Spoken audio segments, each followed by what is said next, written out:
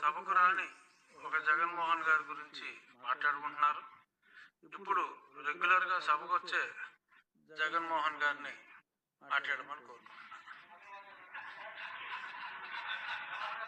ప్రసంగం ధన్యవాదాలు తెలియజేసే అవకాశాన్ని కల్పించినందుకు మీకు, అలాగే మా ముఖ్యమంత్రి గారికి, డిప్యూటీ సీఎం గారికి, మా యువ నాయకుడు నారా లోకేష్ గారికి ప్రత్యేక ధన్యవాదాలు తెలియజేసుకుంటూ, మీరు చెప్పినట్టే గత ప్రభుత్వంలోని ముఖ్యమంత్రి నాకు ఏదో అపోజిషన్ పదవి ఇస్తే నేను అసెంబ్లీకి వస్తానంటూ నిన్న సాక్షాత్తు గవర్నర్ గారిని కూడా బెదిరించడం మనమందరూ చూసాం. యావత్ తెలుగు ప్రజలందరూ కూడా గమనించారు.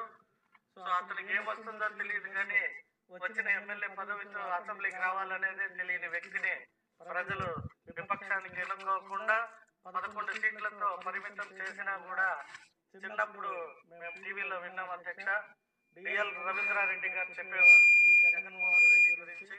చిన్నప్పుడు భలే మారం చేసేవాడంట. నీకు ఇన్ని మార్కులు వచ్చాయంటే, లేదు నాకు 100కు 100 వచ్చాయనేవాడు. అడిగితే అలా అసెంబ్లీకి 11 మందిని ఇస్తే అపోజిషన్ నాయకుడిగా ఎన్నుకునే అవకాశం ఉండదని తెలిసి కూడా సాక్షాత్తు టీవీల్లో మొన్నంతా బెదిరిస్తున్నాడు. సప్త సముద్రాల ఎక్కడున్నా కూడా మిమ్మల్ని పట్టుకొని వచ్చి శిక్షిస్తాను అంటూ అధికారులను భయపెట్టడం అందరూ చూసాము. అలాగే ఇక్కడ కూడా అసెంబ్లీలో గవర్నర్ ని బెదిరిస్తే ఇక్కడున్న 164 మంది కూడా భయపడిపోతారు, వారికి ఎవరు అడ్డు తగలమనే ఒక ఆలోచనతో ఉన్నాడు. అవేవి నడవదు. ఇక్కడ చంద్రబాబు నాయుడు గారి నాయకత్వంలో వారికున్న సుదీర్ఘ అనుభవం, ఎందుకంటే డిఫెన్స్ లో పడేయడం వైఎస్ జగన్మోహన్ రెడ్డికి బాగా తెలిసిన విద్య. ఎందుకంటే టీవీ పేపర్ పెట్టుకున్నారు, పొద్దునే ఏ నాయకుడు బాగా పనిచేస్తూ మంచి పేరు తెచ్చుకుంటున్నాడో అతని పైన అక్కడ లోకల్ పేపర్లో కావచ్చు, ఛానల్లో కావచ్చు, ఏదో ఒక న్యూస్ వేయించడం, దాన్ని మళ్ళీ అతని డిఫెన్స్ లోనో లేదా ఆలోచించే విధానంలోకి నెట్టే అలవాటు ఉన్న ఏకైక వ్యక్తి భారతదేశంలో ఎవరన్నా అంటే అది వైఎస్ జగన్మోహన్ రెడ్డి. కాబట్టి మేమేవైతే ఎలక్షన్ సమయంలో ప్రజలకు హామీ ఇచ్చామో వాటన్నింటినీ మా కూటమి ప్రభుత్వం సూపర్ 6 అనే ఒక మంచి కార్యక్రమంతో ప్రజల్లోకి వెళ్ళాం. మంచి మ్యాండేట్ ఇచ్చారు. 164 మంది గెలిచాము కూటమి ఎమ్మెల్యేలందరూ. కాబట్టి మన శక్తి సామర్థ్యం ముందర అతను ఏది నడవదు. కాబట్టి ఇక్కడికి వచ్చి తన ముఖాన్ని చాటుకోలేక ఏదైతే రానిది అడిగామో అంటే అది ఇవ్వరు. కాబట్టి దాన్ని ప్రజల్లోకి కమ్యూనికేట్ చేయడానికి ఆ నాయకుడు ఉన్నాడు. కాబట్టి మేము ఏదైతే మాట ఇచ్చామో ఎలక్షన్ లో, ఆ విధంగా మొట్టమొదటిది పెన్షన్ 3000 కాస్త 1000 పెంచి 4000 రూపాయలు ఇంకా ఒక రోజు ముందే ప్రజలకి ఇవ్వడానికి మా ముఖ్యమంత్రి గారు ప్రతి ఎమ్మెల్యేని మంత్రిని కూడా ఆ రోజు వెళ్ళి ప్రజల్లో ఉండి ప్రజలకు ఇవ్వడం జరుగుతుంది.